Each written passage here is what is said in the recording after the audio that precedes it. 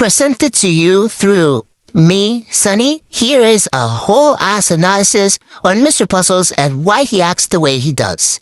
As a kid, Puzzles was commonly neglected by his father, often speaking of his dreams with extreme passion and amusement in his little child's sparkling eyes, only to receive a bitter, "You don't have what it takes to do," by his horrible deadbeat of a father.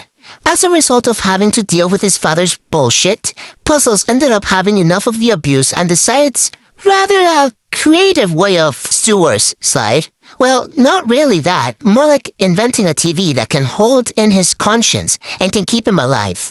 So, with that in mind, Little Puzzles gathers up his TV, some cables, and a chainsaw, using the chainsaw to saw his own head off, then later replaces the TV. Not just any TV, but the TV that had helped him and had taken care of his little self when no one cared enough to do so themselves.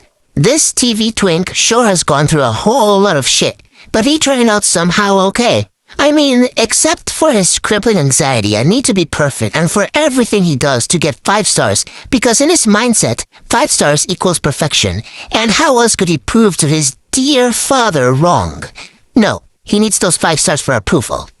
Mr. Puzzles tries out making shows by himself, but since no one watches them, he decides to find a crew. After searching for a while, he comes across this horrendously made YouTube channel, made by this streamer/meme maker SMG4, Super Meme Guardian 4.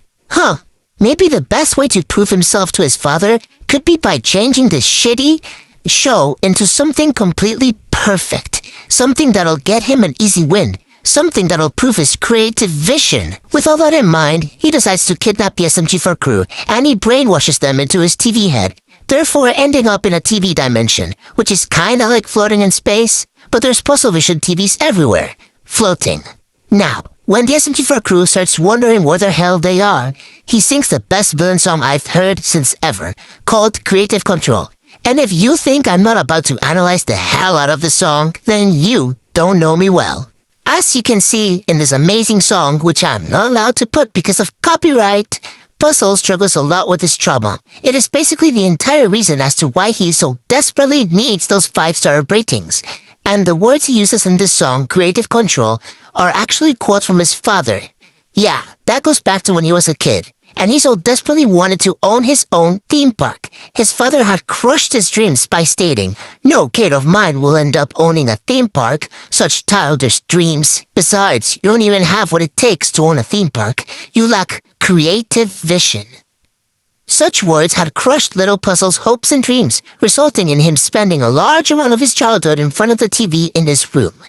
There, the only things to keep him company were his shows. Those happy jolly cartoons always helped make the pain a little bit worth living. Well, turns out his attractions to the TV soon became unhealthy, and he ended up decapitating himself and switching his head for a TV. That is his trauma and his reason. So what happens after the song?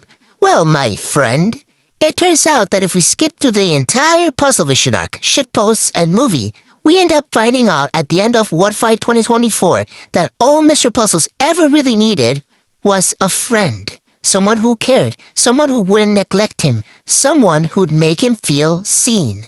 And so how did the crew defeat him? Well, they first weakened him physically by fighting with each other through an awesome song, which I also can't put because of copyright. Then, towards the end, Maggie, who can transform as this little gremlin that has some sort of connection with Puzzles, enters his heart.